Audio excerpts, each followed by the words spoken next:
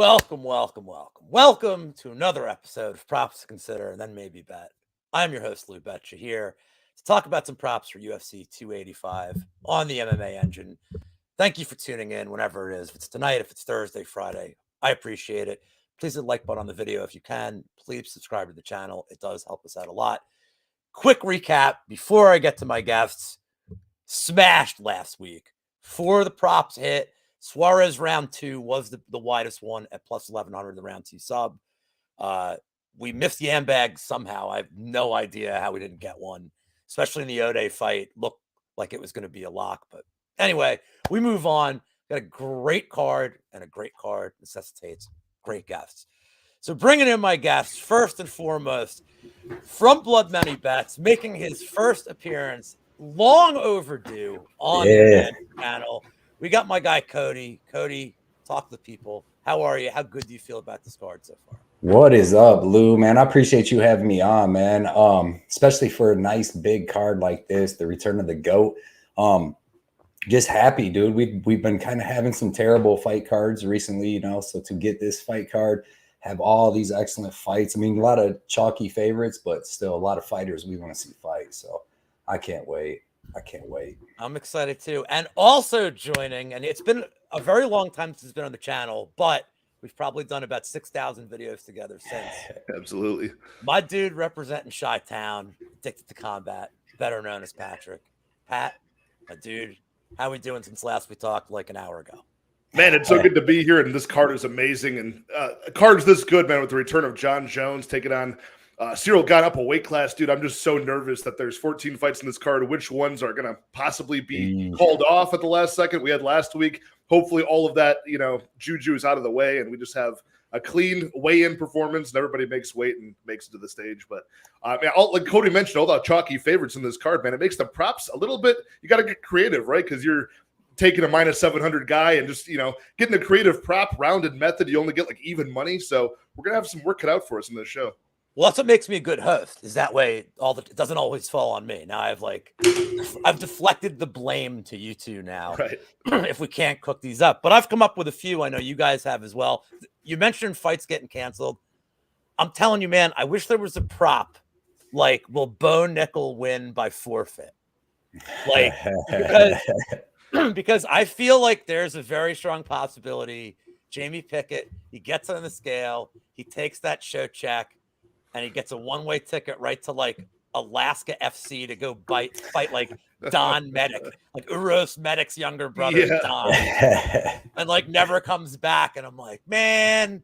No, but, it might be like, Lou, it might be like when, was this a couple years ago now, when Chaz Skelly walked out, and he's pacing back and forth, waiting for Jamal Emmers to walk out, and it just never does. Maybe it's like that for Jamie Pickett. He just never walks out. You know, all these fights have one thing in common. I've had, like, except for the Bo one, I've had them all rostered in DraftKings lineups where I'm like, oh, so I'm losing today.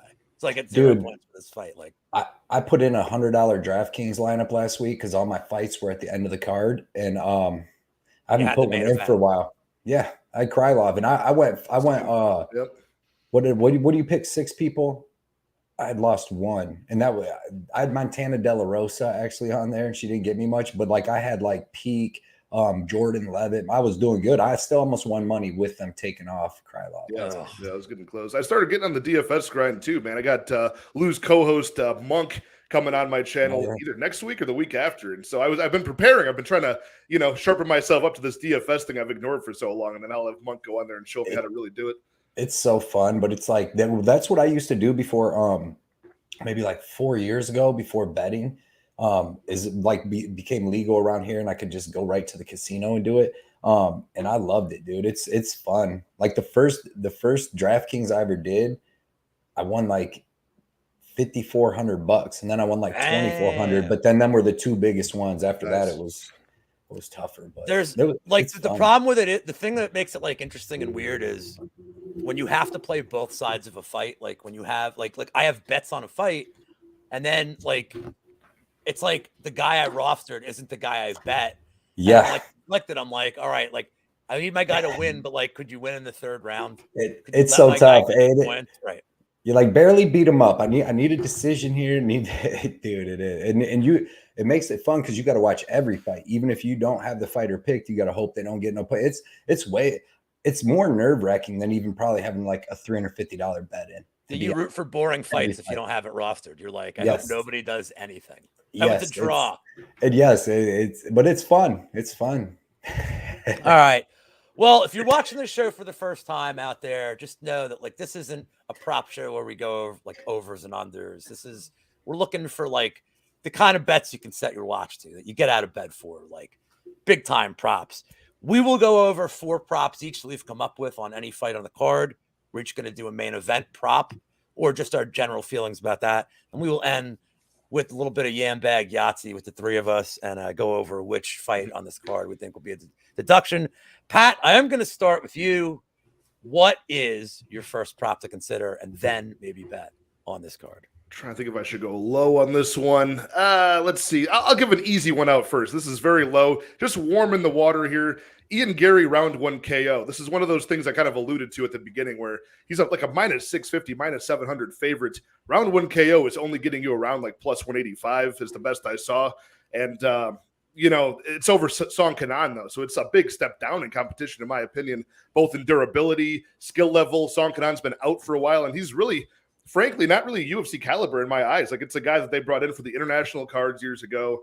He'd only fight on those international cards. And the guys that he's beaten, actually, they've not been seen or heard from in the UFC ever again. Most of them had like 0-3 records that he beat. So last time we saw Song Kenan was about a year and a half ago, and Max Griffin knocked him out cold in like 2 minutes.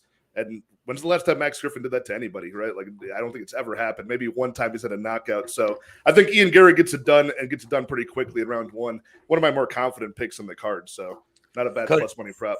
Cody, you have a bet on this fight at all, or? Yeah, I do.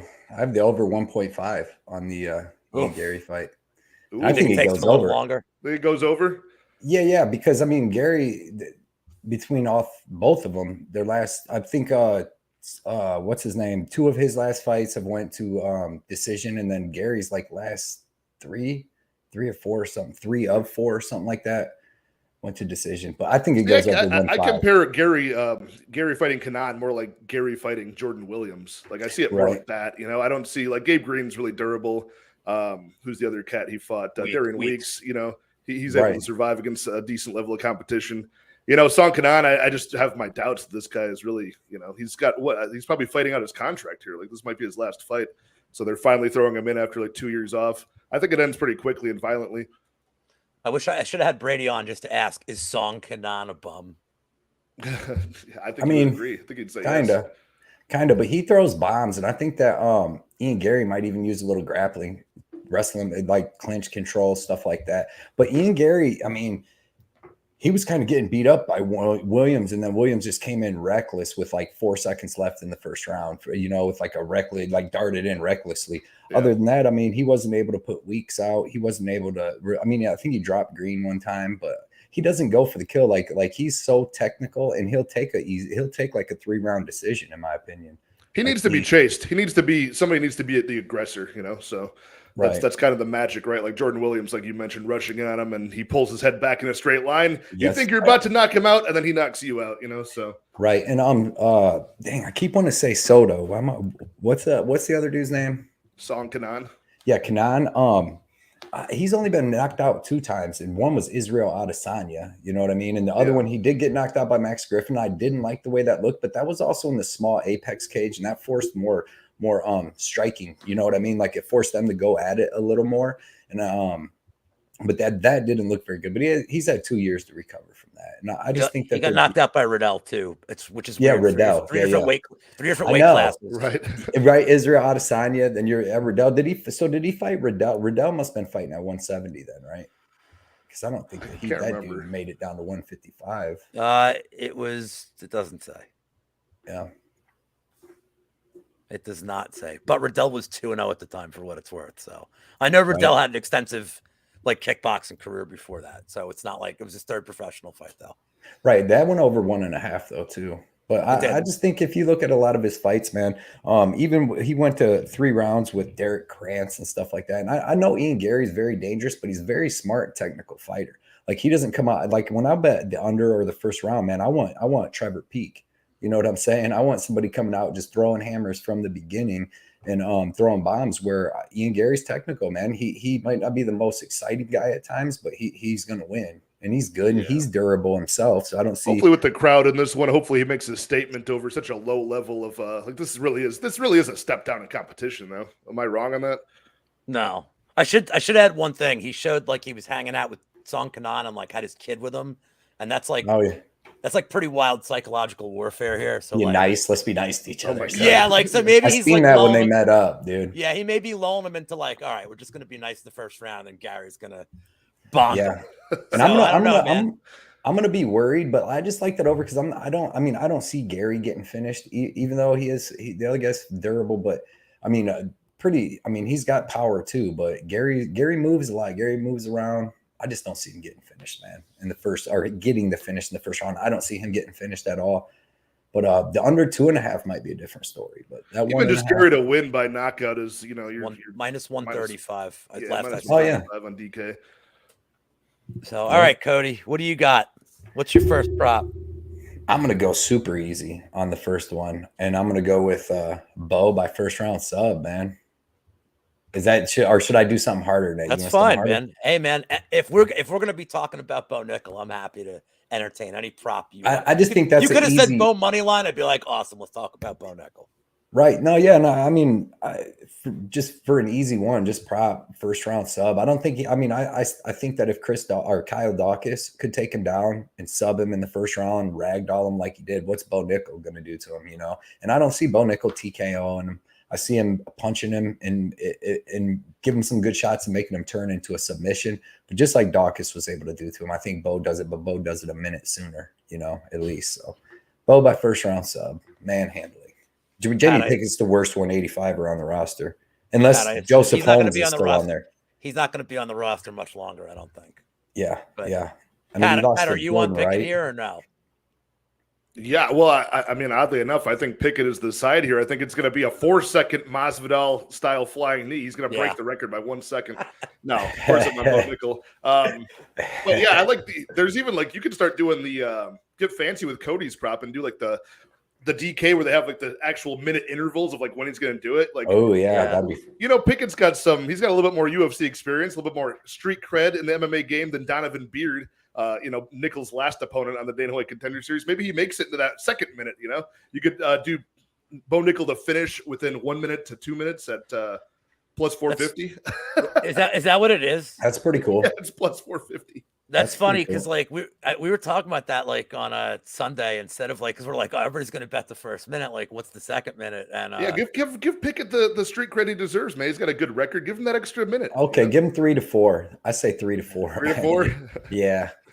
1 minute sooner than Dawkins did. Yeah, how hard did you train? How many minutes will you last against Bo Nickal? I do have Jamie. What's that? I'm sorry. Go ahead. Oh no, well, Jamie Pickett's terrible, but like Bo Nickal, I mean, he's gonna meet a wrestler that's gonna be able to scramble up and then outstrike him eventually. But maybe no, he's not. Okay, never. I mean, I hope he don't. I love wrestlers myself, but I just I haven't seen enough of his striking to know what he's about. You know what I mean in that area. And when a dude when he gets, but they're at 185, he don't really have that problem. Maybe like a Vittori or something like that's gonna hop up. But he's just so fast, man. He's like Brock Lesnar. I'm telling you. Of 180, I can't wait to see it, dude. I can't wait. I've been hyped to see him too. I mean, we haven't had a high level wrestler come into MMA in a while. I feel like, I'm sure we've had some other ones with his credentials, but just like the pound for pound, one of the best athletes in general out of like any sport, any weight class, any gender in the country. Like it's amazing. And just like Brock Lesnar, I mean, Brock Lesnar made his UFC debut, his second professional fight. He was a co-main event on a pay-per-view. Yeah. Yep. Because Herring was the second fight, right? I liked watching Ed Reed. Yeah, it was supposed to be what's his face, Mark Coleman. I think it was supposed to be, but he pulled out, so they got Heath Herring. Yeah. Is Bo Nickal the best wrestler that's came into the UFC with credentials? I know like Cormier. Dan Henderson was an Olympic wrestler. I mean, Lesnar Bo Nickal could have done all that though. Yeah, Lesnar was credentialed pretty like huge too. Right. I mean, the Penn State wrestling room has some. Ed Ruth was like what, a 3-timer from Penn State. Yeah, he's tough, man. Yeah. Oh, Man, are we forgetting about Henry Cejudo? Oh yeah, who? Yeah, Who? true that. Yeah, so Yeah. he's definitely probably the best for Because sure. he has like all the golds. Couple of them. He has a couple So of them things. I was going to say, I actually have, it's one of the first bets that I put out is I have a rather large track bet on Bo round 1 submission at plus 140. I know it's like, Damn, that. that's such good though, man, bad because that's already It is. going the other way. Minus Yeah. now. Is it really?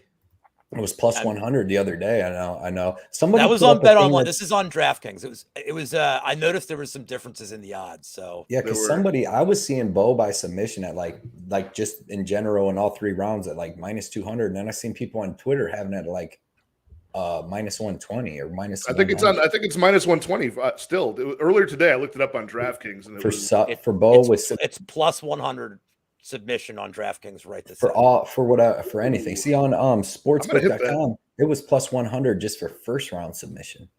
Yeah, I got it the second. That's like insane. for whatever I am not like the CLV guy like most of you, but for whatever reason with Bo Nickal fights, I'm like refreshing DraftKings like such a tenor series because like this will go. I got his last under 1.5. I think it was 260 when it came out, and 20 minutes later it was minus 450. Like it got blown up immediately. Quick. So all right. Well, enough of this plus 100 shit. Right. Yeah, that's my turn. The lowest one I have is plus 450. I'm gonna get to the good ones. And let's see what you guys think about this because this is such a weird. I don't think I can bet the fight other than a prop. I see people betting Cody Garbrandt decision only at minus 120, which I think is a cool way to look at it. But I'm just going for the decision here at plus 450, and I'll give you my quick reasoning. I think this fight ends one of 3 ways because I don't think Jones has decision equity at all. Because any fight that Trevin Jones has been in, he's losing until he wins. It's a horrible minute winner. He's very low volume. Yeah. His grappling is okay, but he's not going to be the better grappler.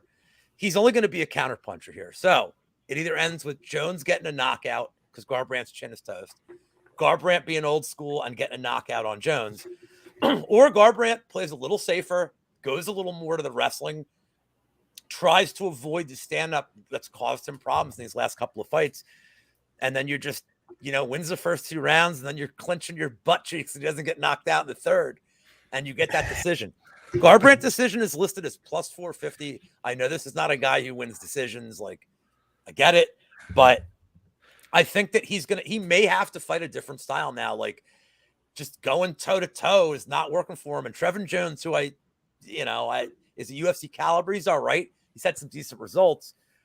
But he's so low volume that really the only way that he's going to knock you out here is if you bring the heat and you leave yourself wide open for a counter. So that's where I'm at with that. I'm not sure if you two have any bets on that fight, but and anybody that's betting this, if you are on the Jones side, I don't blame you. Like, I get the value. Man, Garbrandt he's better everywhere. Like, it's just I don't like betting negatives. Like, that's one of the things I hate doing the most. And I think anybody bet Trevin Jones, they're not betting him because they think he's better than Garbrandt. They're betting him because they're betting against Garbrandt's chin. So yes, right. So I don't know how you guys feel about that as a prop. I don't know if you guys have a prop with that fight. I'd be very interested to hear it. I was laughing at you because I thought you were going to make fun of me for having this written down, but I've got Garbrandt decision plus 450 right here. And I thought you were going to make fun of me for that, Lou. Honestly, I thought it was going to be one of those. I'll make fun of you. I'll just figure something out. We get the thumbnail of the face in your hands, like when our guy Eric bet on Chase Sherman round 3 knockout. We all made fun of him and it hit. But no, I everything that you said, I totally agree with. And even more on that point, I'm not really in the camp that Cody Garbrandt's chin is totally gone. I'm not sure if it is. It's just I think the style that he's fought with and was very successful with on his rise just no longer worked anymore. Like, he started facing better people that could then match him in a more technical firefight. He got knocked out by Dillashaw twice, knocked out by who else? Pedro Munoz. And it's just sometimes it works. Sometimes you get that knockout blow, and as soon as you come back, even a broken clock is right, a couple times a day. But I just feel like it might be less of the chin and more of just his style is just so reckless. And then when you get the opposite of that, and he tries to be technical, then he's very hesitant. He's gun shy. But that might be what we're going to get here. I think you're right. But even a gun shy, hesitant, low output Cody Garbrandt can still beat by the minute of even more low output Trevin Jones, in my opinion. So I think it goes to the scorecards, and I think we do see some wrestling. You're right. I love it. I'm glad we're on the same page there. Cody, since he just gave away his second prop, may as well go right to you for your second. I'm gonna take Shevchenko 5th round TKO. Oh, he's going from you're going from plus 140 to just dude. You know I'm not too much of a prop guy, but I want to start with the easy one. But yeah, man, I like Shevchenko round 5 TKO. What number do you have? It's 2,800 on DK. I don't know what number you have. That's it. Yeah, okay. 2,800. Because I just think, I'm really thinking 4 or 5, but I'm going to go with 5 because just accumulation of a beatdown like she does the girl. She's going to have a clear grappling advantage here, even though Grasso's grappling has been getting better over time. Her wrestling's decent. She was still taken down by Ari Ujo and controlled for a little bit. And even in the stand-up, she's going to be getting beat up. She has good boxing, excellent boxing, but that's nothing that Shevchenko hasn't seen. And Shevchenko is going to have way better kicks, all that. She's going to be out wrestling her and just an accumulation of a beatdown. And in the 5th round, I see her ground and pound style crucifix like she likes to do and hit the girls with the crucifix and gets her out of there by TKO. That's why I'm not going sub because, she more ground and pound the girls out than subs. I think she subbed Cachoeira because she hit her 854 times and she wouldn't. You'd go out. Yeah, she had no choice. She's like, I'm just joking. But yeah, man, I like Shevchenko round 5. I like Grasso as a fighter, and once Shevchenko retires, man, it's going to be a shark pool with all these girls, all these 125ers going in there. But until Shevchenko's done, or she fights maybe Santos again, I'm gonna take her by finishing the 5th, baby, plus 2,800. I'm gonna tail that for a little poke here. I'm gonna have to. You had me at plus 2,800, so that's all I need to hear. So now I gotta be lame and go down to a plus 500. And I'm not gonna lie, I have a little bit of buyer's remorse on this one, even though this is one of my strongest plays. I do like the fight doesn't go. I took Dricus du Plessis round 2 KO at plus 500. Anybody I am so nervous for this fight. I like that though. I'm so nervous for this fight because I think Brunson, especially in that first round, can just absolutely ragdoll du Plessis. You know what? What is it, man? It's 50-50 people. Is it du Plessis? Yeah. He said it himself once. He made fun of Dana White for not getting it right. And he corrected him. I like that he looks like the dude from Homeland. He reminds me of the main guy from Homeland. But anyway, look, there's going to be a time to fade him. Brunson's been talking about retirement a little bit. He's getting older. I know that he's he's coming off not a great look against Cannonier. He looked really gassed. It's weirdly gassed for him. I think he can implement takedowns against du Plessis, but he weirdly has okay wrestling. It's not great, but enough to stay out of trouble. And on the feet, he's so awkward. I wouldn't call his striking good. I don't know how to define what I think of du Plessis' striking. It's awkward. It's not as awkward as Peaks, where he's throwing an absolute tomahawk at your head. But he comes in these bursts with shorter arms, but he somehow gets inside everybody's range when he does this. And he's got some sick power. So I think Brunson after round 1, that's probably his best chance. I think somebody's getting finished here big time. But I'm going to go du Plessis round 2 KO. I like super that, nervous. And I want to throw a stat out there that we talked about on my earlier show that makes me a little more nervous. Brunson's 9-1 against white guys. Sheesh. Yeah. So I'm makes sense. Who got him? I saw that after I put the bet and I was like, shit. Makes total sense. Damn it. So anyway, just wanted to throw that factoid out there from earlier today. The one Billy on Brady's show said that Dontel Mays was going to win because it was Black History Month. Yeah, that's right. He said he couldn't be embarrassed by getting beat by some guy. He took a beat and that was embarrassing. Yeah, that didn't go too well. Who's the white dude that beat Brunson? I'm trying to think. I think Kendall Grove is the only one I could think of. It's not Brazilian. Yeah, right. Yeah, because he's Hawaiian. Yeah, man. Because I was trying to think because I've seen Adesanya, Jakar, a bunch of people knock him out. Jacare a couple of times, right? Yeah. A lot of people.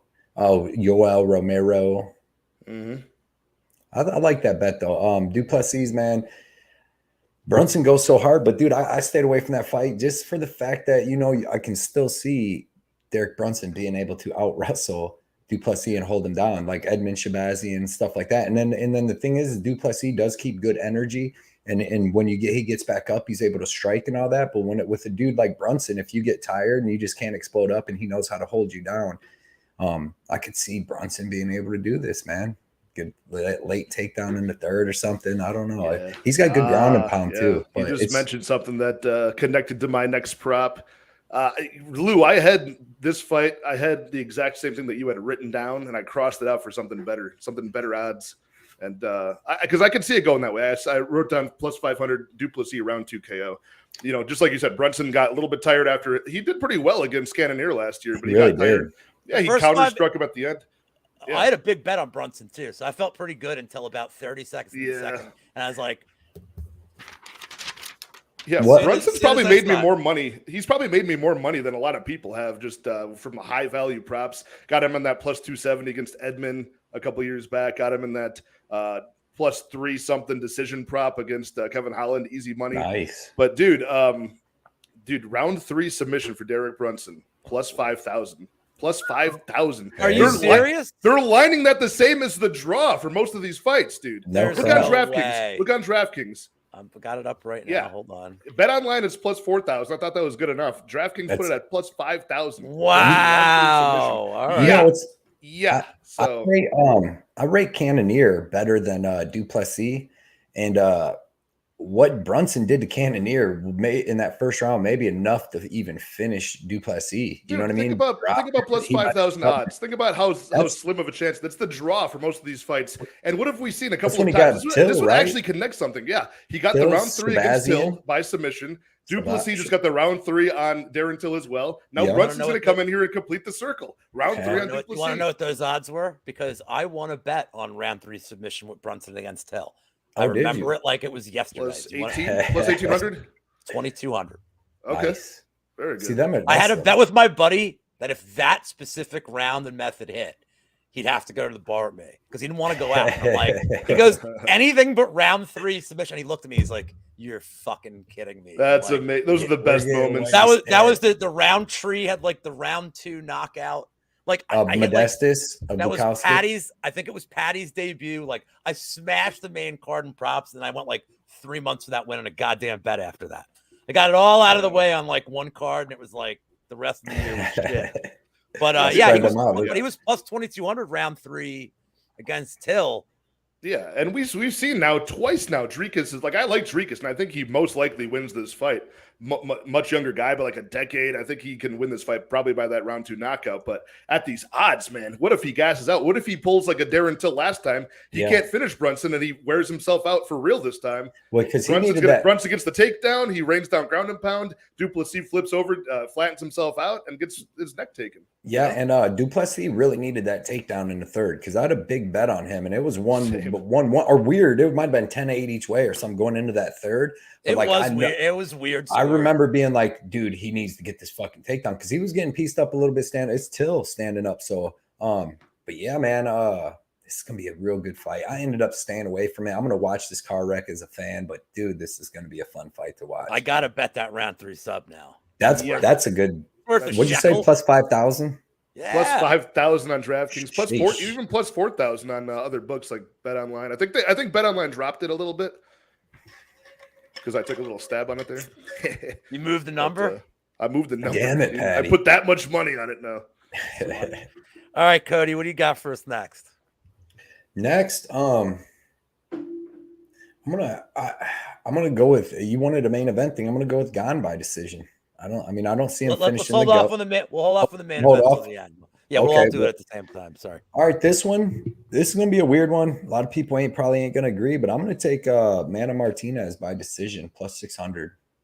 I think he gets this. I think watching Simone, man, Saaiman, whatever, he's good, but like he pretty much is losing until he wins in the third, man. Like I thought that Kozlo dude took him down a lot, had a lot of positions. I don't know if he was winning, but dude, Wang Chung was definitely winning. That dude was definitely won the first 2 rounds on him. He came back and won, right? But that dude slowed down.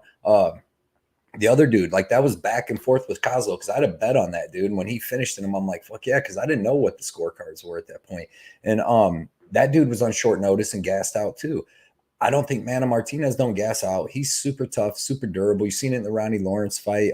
You've seen it everywhere. And he's a little bit bigger. He's a little taller. He's got a little reach, a little height. He's experienced. He's better than Kozlov. He's better than that Wang Chung dude. I just think that he can withstand. I think that he could win all 3 rounds in this fight. Honestly, I think that he could have the better grappling here because I'm not impressed with Saaiman. Like watching his tape, like kind of anywhere. Like he would shoot takedowns even on Wang, the dude on the Contender Series, and wasn't getting them. So I don't know.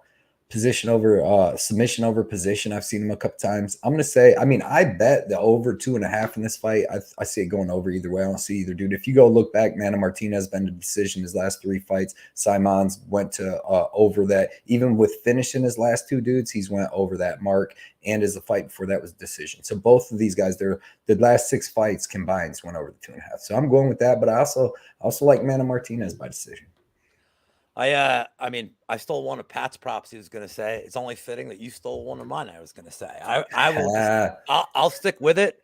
That's my 3rd prop is Manam by decision. Let me just add that. Okay. He definitely lost that first round to Obi-Wan Shinobi the Pillow, Stephen Kozlov, who took the fight on short notice.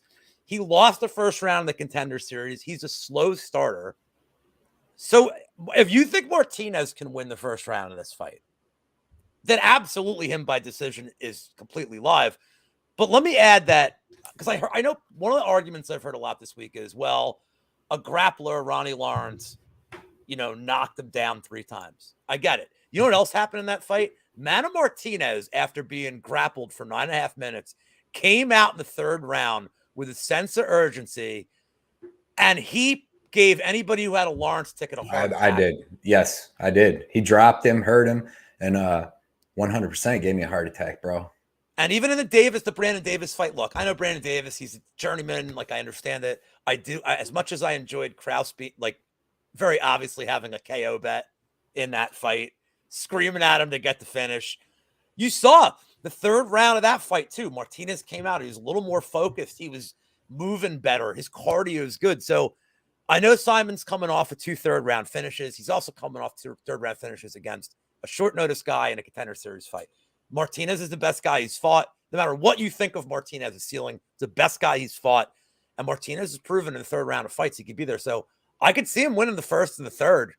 And if this thing gets to the 3rd and it's 1-1, how good do you feel having a minus 300 Saaiman ticket? Like, going to hate it. Like, at the very least, you want a Martinez ticket there. So I don't think either guy gets finished. I am with you. I love the plus 600. And Pat, are you have a bet on that fight at all? I know on your breakdown, I think we all picked Martinez here. I got a money line bet. I got 1 unit on him at plus 250. And it's largely, I mean, not only all skill set aside, I mean, just the straight up just mispriced money line. I mean, you're looking at Cameron Saaiman is more of a favorite over Martinez than he was over Obi-Wan Kenobi the Pillow, Stephen Kozlov. Obi-Wan Shinobi. Oh my God. It gets worse and worse. But yeah, I mean, so he was a minus 275 over that guy, and that guy gave him trouble in round 1. Now they're going to give him even more respect in the betting market. I don't understand it at all. So on that principle alone, I would bet Martinez is the more experienced guy, and he's also resilient, like you guys have said. He got out grappled, still had that sense of urgency, and scored a couple knockdowns after getting knocked down a few times himself in that fight. So what was the number on your guys' decision prop for Martinez? I had a plus 600. Yeah, that's funny because it's plus 700 for knockout, which is the way that I went with it. I think that there's a lot of decision equity for Cameron Saaiman. I think he has a lot of good, well-rounded skills. He can take the fight, to his world. I think in more cases than Martinez can. I think Martinez will be on defense more than offense in the grappling realm for sure. But I think on those breaks, when he's getting back up to his feet, breaks in the clinch, I think that's when Martinez can slip and rip, land those nasty hooks up close that he's known for, knocking out guys like Jose Johnson with, things like that, where he gets all of his knockdowns. Who else did he knock out? Jose Johnson, man. There's another high-profile guy or semi-high-profile guy he knocked out. Who am I thinking of? Turcios. Yeah, Ricky Turcios. Yeah, I mean, so this guy has some crazy round 1 and early KO power. And I could see him putting out Saaiman, who I've just never seen really tested that harshly. His EFC career was a little bit light. We mentioned the Contender Series spots. He's got power himself, but how's he going to handle getting tired? The durability, you know, he's a little bit looser going into round 3, trying to go for the wrestling, and then he gets, chinned when he doesn't expect it. I could see him getting put out in this fight, but overall, all things considered, the weight class wise, I do like your guys' angle of it going over. That does happen in most cases, but plus 700 for where I think is his most likely way to win, because I could see Saaiman winning this by decision. Yeah, because the durability stuff I like, because on the Contender Series, Saaiman was getting, not that he was getting beat up and dropped, but he was getting beat up a little bit. That dude had really good striking, and really good movement and stuff.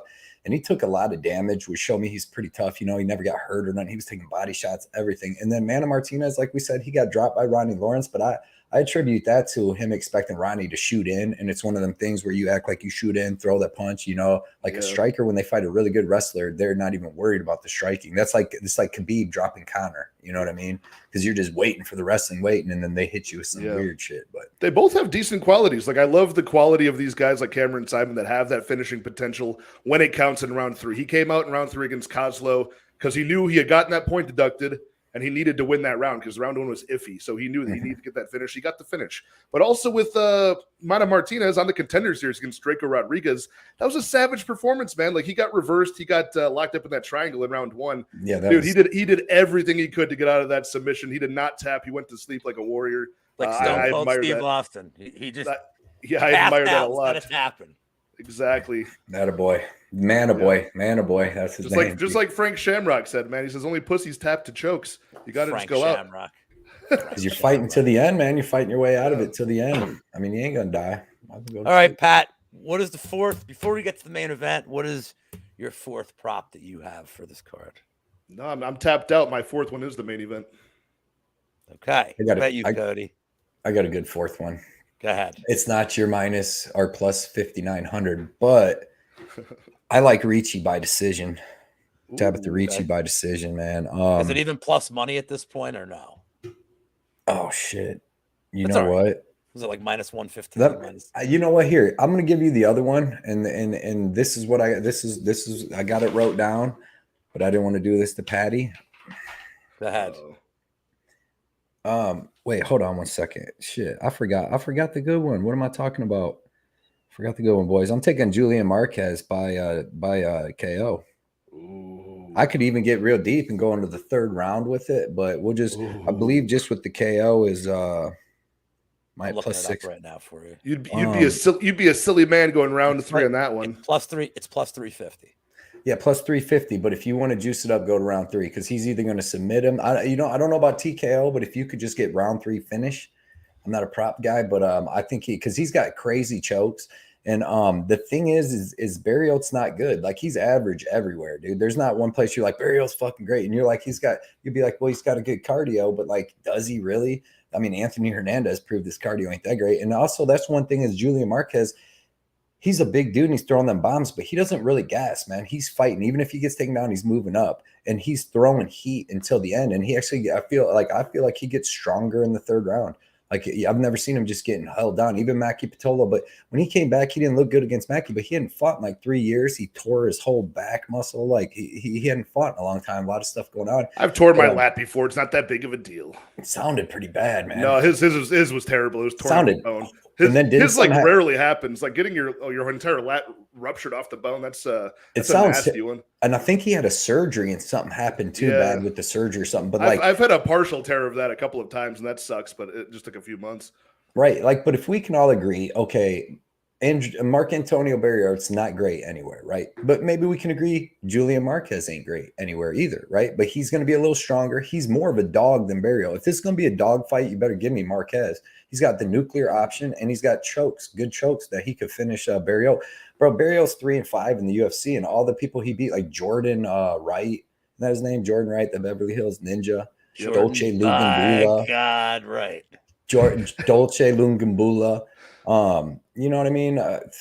He gets beat anytime. I just like Julian Marquez. I think that if he was on that little 2-fight win streak and he ran into Rodriguez, man, Rodriguez would give fucking Barriault a case of the beats too. You know what I mean? So I think that Marquez is the better fighter. I think that even like in the areas where they're not all that great, like Marquez is just more of a dog. He's stronger And I think he's just tougher, man. I really do. I've always liked Marquez even since the beginning of his career because he's just a dog, man. He's a big brute, and he throws bombs, and he fights till the last second.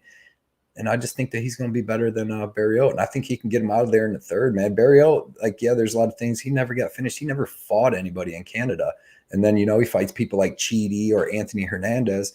He's getting finished. So I don't know. I'm not that high. Cody and I always go head to head on at least one bet for the card. This is the one we're going head to head on because I do have a money line on Marc-Andre Barriault.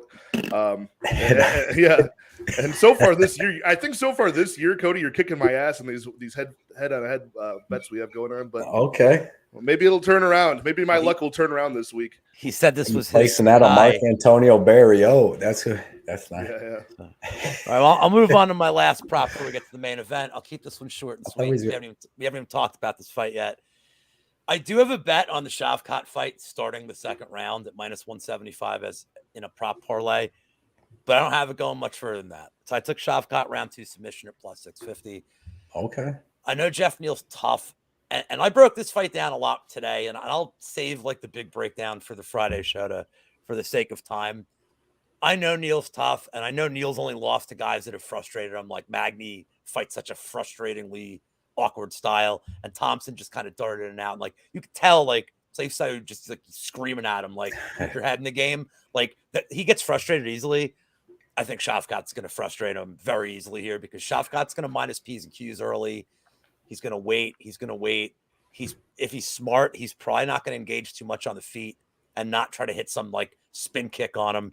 He's going to know that takedowns are the best way to approach this. I think he works his way down. Neal's got 85% takedown defense in the course of his career, which is great.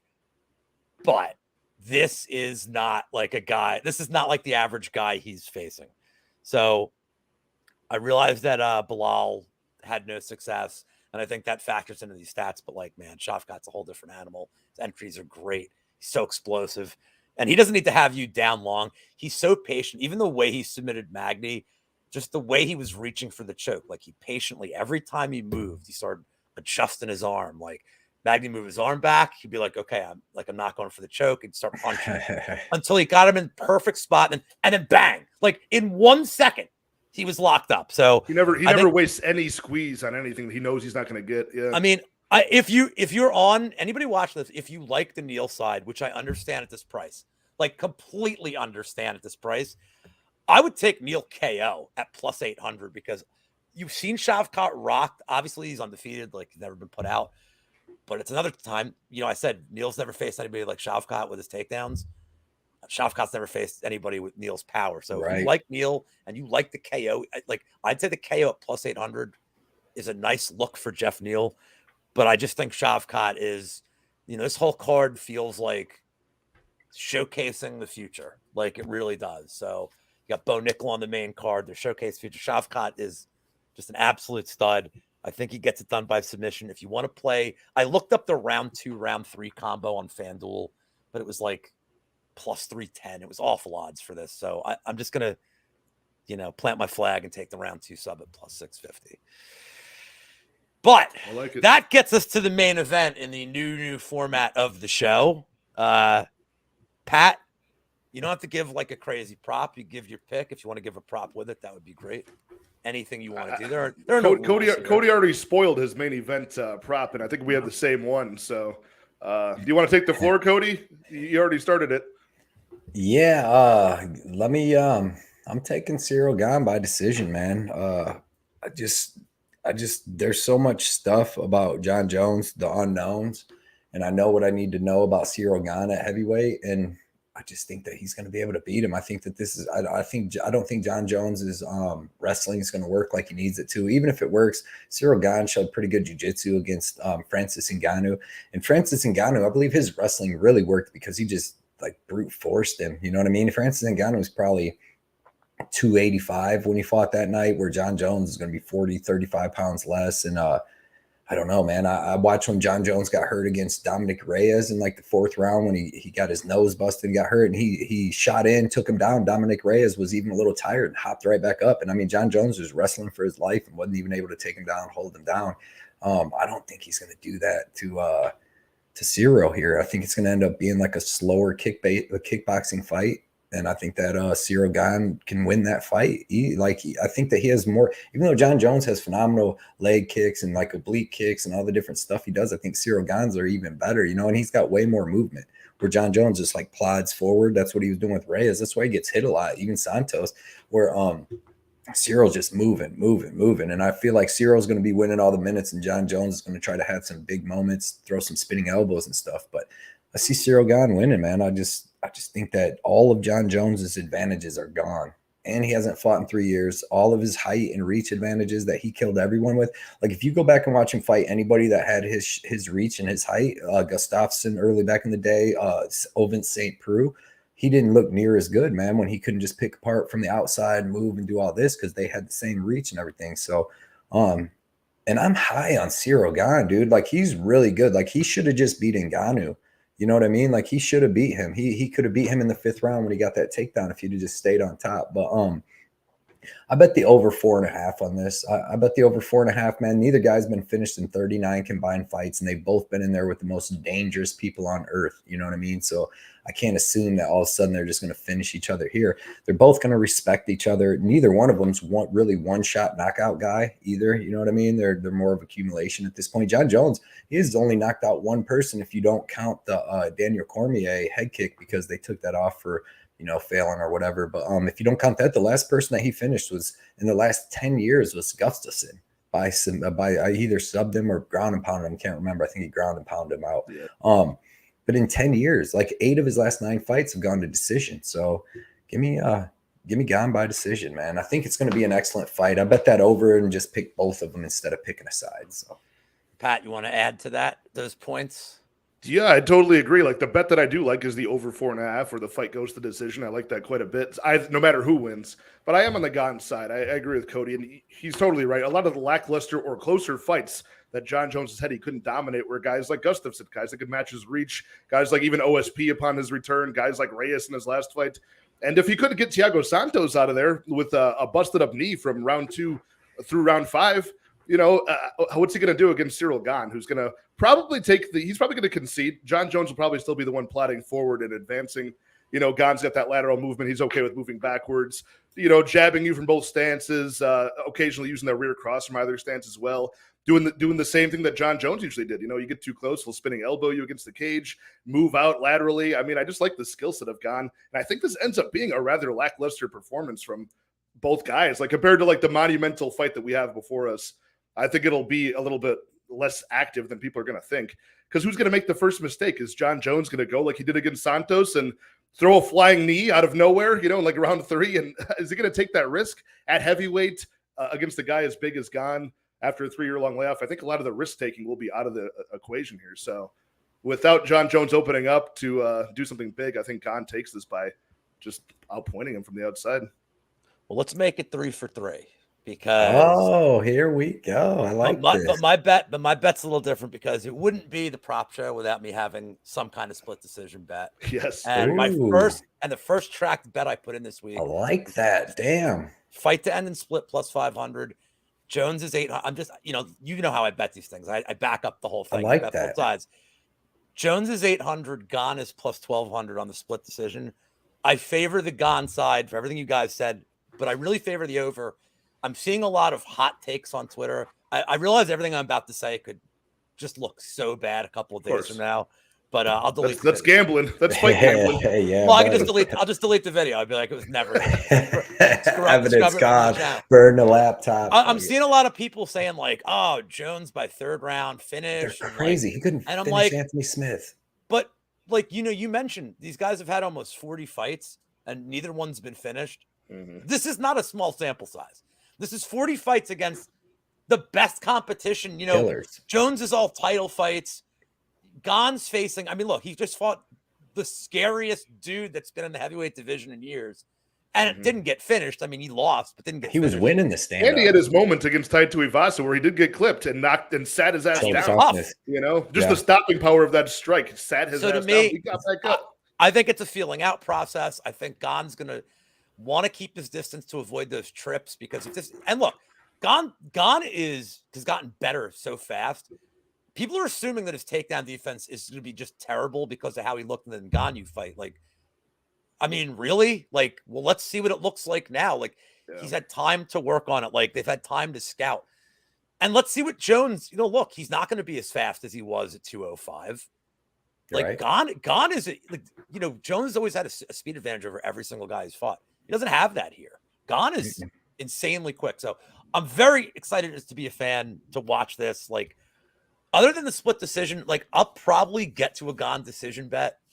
I may just bet Gane. Like, I'll tell you right now, anybody watching this, if you do like the Gane side, there's no reason to bet Ciryl Gane yet. Just wait till an hour before the fight, because as soon as this card starts, all the casual money, like 99%, is going to be on Jon Jones. And I think you could get Gane. Like, don't think I'm crazy to say that I think you could get him close to plus 200 by the time the fight goes off. I think Gane will just get all the money. That's a good sharp points, man, for sure. And like, that's why they gave me a channel. This is what I do, Cody. This is what I do. This is who I am. It's what I do. And yeah, any bets that are like 1,000 or more, now you're in my world. Like, this is what I now. But I'm excited for the fight itself. Should be. I kind of worry it's going to be like 2.5 rounds that are boring, and then like, dude, it's going to be like the Michael Jackson at the Super Bowl in the 90s, where it's like he just stands there still, everybody's cheering for like 10 minutes, just watching him, just applauding. It's like, it might be like that. Like, it'll be exciting either way. And I'm the worst kind of UFC fan in the way that, like, I love the sport and just the company so much that they could feed me these shitty fight night cards. I'll be here every week. I'll watch them. I don't care. Like, the fight could be, it could be like, it could be just like, one guy laying on top of the other, just grappling for 50 minutes. I'll cheer for that. It doesn't matter, man. No. Well, people complain about like these heavyweight fights, and I'm like, dude, I like seeing Chase Sherman. Like, it cracks me up. Yeah, like, they were all complaining about Dante Mays and Sakai last week, man. But that was the easiest money in the world, boys. Yeah. Only Johnny K was complaining about that one. Johnny K. I got some talk. We're gonna talk tomorrow. We're gonna have. I was on the Mays. I was on the Mays side too. Sheesh! I tried to tell everybody. I had a prop. I had the round 2, round 3 KO prop, but like, I knew that bet was over in 30 seconds. I told everybody he was going to leg cage. It was done. He was going to leg kick and try. Boy, he just kept grabbing him in that front headlock and turning him, dude. Dante Mays is so terrible. Like the Hamdy fight, you had to watch that and go, that dude's fucking not good. Well, I figured maybe he'll get my round 3 submission back that he didn't get on. Hamdy, I'm like, he owes me, and there's levels to this game, and is Cody Garbrandt versus Trevin Jones? Is that the Mays Sakai of the week? No, I don't know, but a complete levels thing, or what? Of like a step down in competition. He's been looking terrible. Definitely. But I also think that Barriault, dude. I think Marquez is gonna beat up Barriault, bro. Well, now we're gonna get to Barriault, bro. I think he's gonna. We're gonna get to the most important part of the program. Yammies, and that is the Yambag special. I'm gonna start, Pat. I'm gonna start with you. Who and why? Man, I had so many. I had a few options here, man. My first option was going to be. You don't have to pick just one, dude. I'm going to pick one. I'm just picking one. I had to narrow it down. I'm going to tell you my short process. Did you say here. It was going to be the main? It was going to be because Jones is an auto. Jones is an auto. That should be the one because they both kick in the body. That was why. And the the consensus pick is the Jones pick. So we're all just you have to. Then I was thinking about my head on bet with Cody of Marc-Andre Barriault, Julian Marquez. Could be sloppy, could be some fouls, but I actually like the Martinez Cameron Saaiman one. I like that one because you got switch stance versus southpaw fighter. You got the open stances. There's going to be some yams in there at a certain point. I think Cameron Saiman's going to be challenging with the wrestling. So you're going to have Martinez trying to reach for whatever he can at a certain point, stay on his feet. We got some fence bags going. And we've got Cameron Saaiman, who's he's a 22-year-old delinquent, man. He might be a repeat offender after last fight, man. He got that point taken away. Need the guy, blatantly need him there. So maybe a little bit of nervous energy. You got a thirst for it. Yeah, he's got just a little. And look at Cameron Saiman's face, man. He's got that little mischievous baby face. He just wants the point taken. So yeah, I'm going to Yambags at Martinez, Cameron Saaiman. I love it. That's one of the two Orthodox versus Southpaw or switch fights we have on this card. Cody, what do you have for your Yambags back? Let me go with Brunson and du Plessis, man, because that's going to get pretty sloppy too. And du Plessis throws weird, awkward kicks, and Brunson throws weird, awkward kicks, and it's going to get sloppy. And I could see maybe a nice little Yambag shot in that second round, a good big one to Brunson. maybe Brunson gets cacked. He needs a little break, so he fakes it real bad and gets you a point off there. All right. Well, I have a different one than both of you, but I did mention that Pat picked one of the two Orthodox versus Southpaw or switch fights on the card. I picked the other one, Cody Garbrandt against Trevin Jones. Okay. Meme fights require meme bets. And yeah, like the only thing I'm worried about is the output's going to be so low volume that I don't get there. Like, it's hard to get a Yambag shot if no kicks are thrown. I'm very nervous about that, but makes sense. It's going to be such a weird fight. And I almost feel like the script is like Cody's got him rocked, and then like here comes the eye poke, and they rule it accidental, and it's a no contest, and it's like, God damn it. Also, if Mark Smith is the ref in that fight, it's a loss. I take it as a loss. He's never calling a cage grab unless somebody bites somebody. I'm never getting that called. So that was wild. Getting teeth bags last week with Nurullo Aliyev. That was wild. He didn't see it. That was freaky. That was some freaky. That's some freaky stuff. Freaky. Yeah. And Aliyev's probably like, I don't care. I'm just taking him right back down. Lou, is there any better feeling than like the first strike of a fight? Like they touch gloves and then one guy just whacks the other right in the yams, like an inside leg kick just goes square to the yams. No better feeling than that. That happened with Diakase and Alves. And then next thing you know, freaking Diakase's choked out and had a lot of money on him. I'm like, motherfucker. Like that happened so quick, dude. That was the same card with the Unjung getting the KO against Njokwani or Chokwoo or whatever. And that was Kennedy. I knew my night was over after those two results. And I went like 1-10. It was like one of the most brutal cards I ever went through in my life.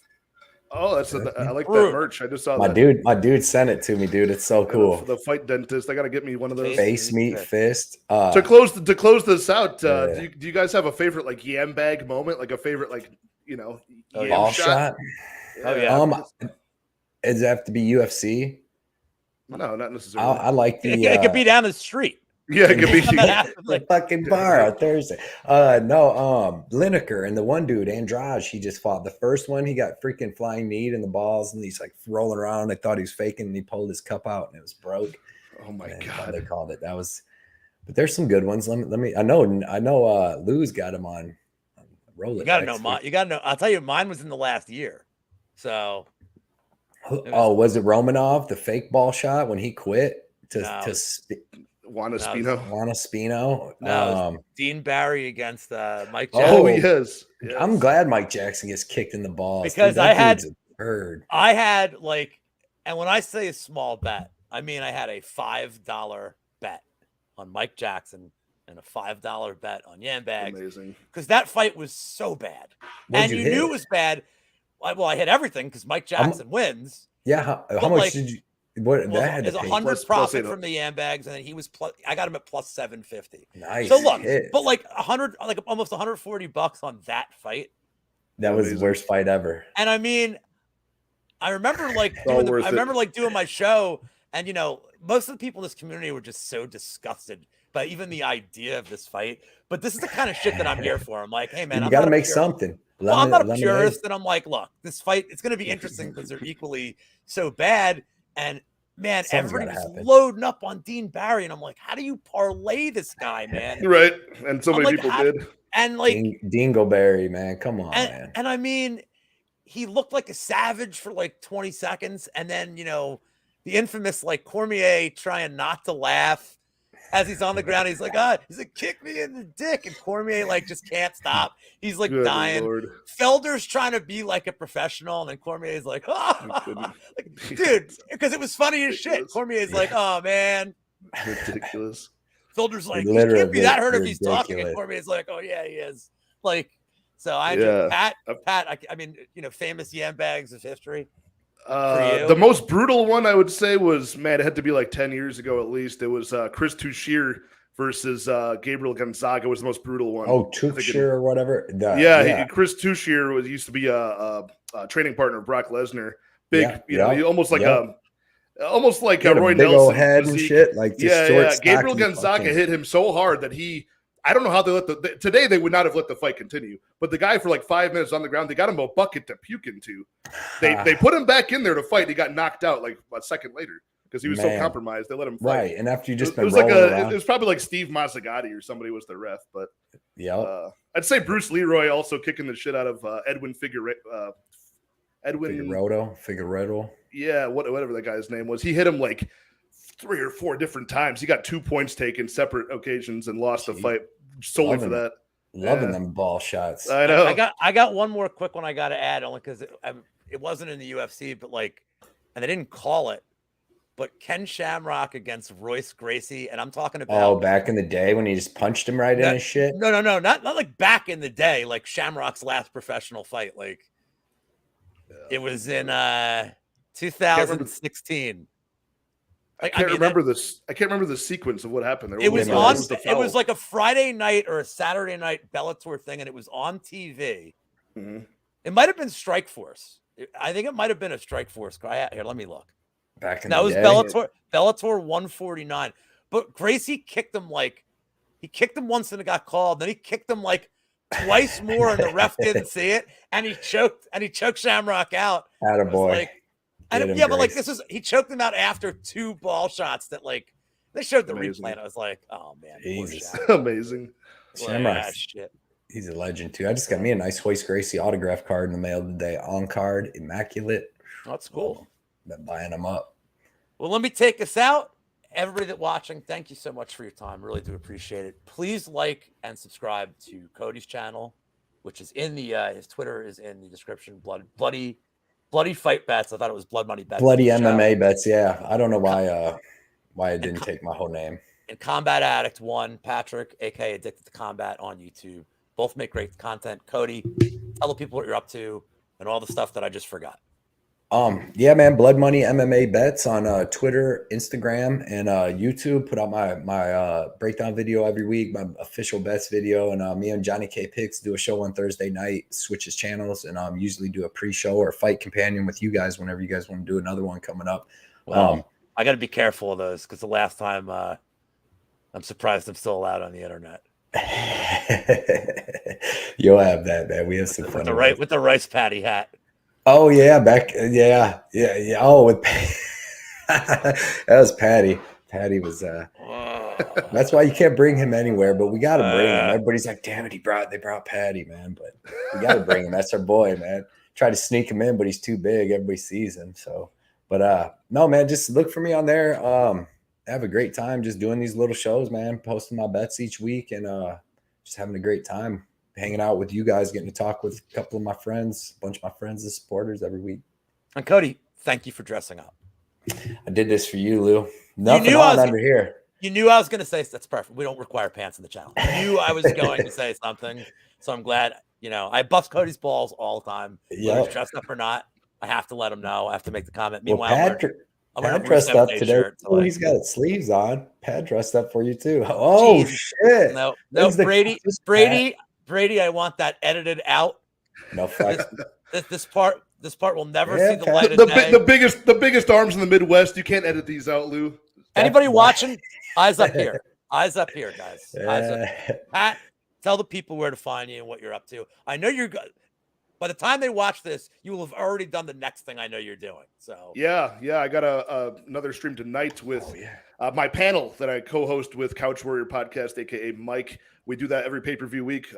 Him and I will have 2 other handicappers on tonight. We've got Ben the Bane Davis and Uncle Weezy. Yeah. So awesome cast there. I did a show last night with Dale from Punchlist MMA, another amazing podcaster in this space. But yeah, I do my full card. Man. Yeah. So my name is Patrick. I run a YouTube called Addicted to Combat. I do my full card breakdowns on Monday nights at the latest. Usually I'll have my full card betting slate out on Thursdays, and I do a live stream on Wednesdays. So you can catch me there and just various other platforms, hanging out with my guy Lou, Cody, Johnny K Picks we love as well. And let's talk some fights. Oh, Johnny will be on soon enough. I'm scheduling him for a pay-per-view as well. Ooh. You can find me on Twitter at Lou Betya. Find me all over this channel. I just want to mention one other show that I'm doing because Pat, you are also on that, and Cody's in this competition. Yeah. Friday, 7:15 p.m. on DFS by the Numbers channel. This is round 3 of 10 of the Capper Best Bets Challenge. This week will be Pat, Lou, Gordo, and Brady before Brady departs for Vegas. Not going to mention the standings because if somebody watches this on Sunday, they may be very different and I may be in trouble. But it's a fun competition. But more importantly, the show is really good. We're all trying to give hundreds of people their best bets, and we take it seriously. So, and I think Cody will probably be on. I guess he'll be on in a week or two. I need to get me on a pay-per-view, man. You got to give us a pay-per-view. Hey, man, you got to tell him to get you on the Edwards one. The first one I did. Yeah, man, I went -3 units, but I was kind of doing that on the fly a little bit. I was behind, but that second one, I know what's going on, and I'm coming for the throne, Lou. I mean, you've been killing it, bro. You kill it anyways. Like you joke around. I chased my losses. I chased my losses trying to get Lou out of first place, and I ended up in last. That's what I did the first time because Lou killed it so big the first week that like I'm taking crazy stuff. I'm chasing split decision props, trying to be Lou Betya. I'm chasing. Just wait till I make 10 bets. I'm gonna make 10 bets that are over half a round. The last week, I'd be like, just sit on your lead. Just win. No, I'm not going to do that. Like, I'm sure I could, but like, I won't. I'm coming for that lead, Patty. You'll be back. You'll be back up there. You can't. But it's always Johnny, cool talking man. Fights with you, and it's not just on screen, but like during the week, like we always like bounce ideas off each other. So it helps me a lot to feel better or way worse about some stance I've taken. Guys, good luck on your bets this weekend. See you guys soon. Anybody watching, please, good luck. Protect your Yambags, and we will see you soon. Next week, when my guest is Jake Knocker, who is a Philly interview guy. Yes, my East Coast bias is back next week. It's perfect. See you later, guys. Goodbye. Later, everybody. Cheers. Later.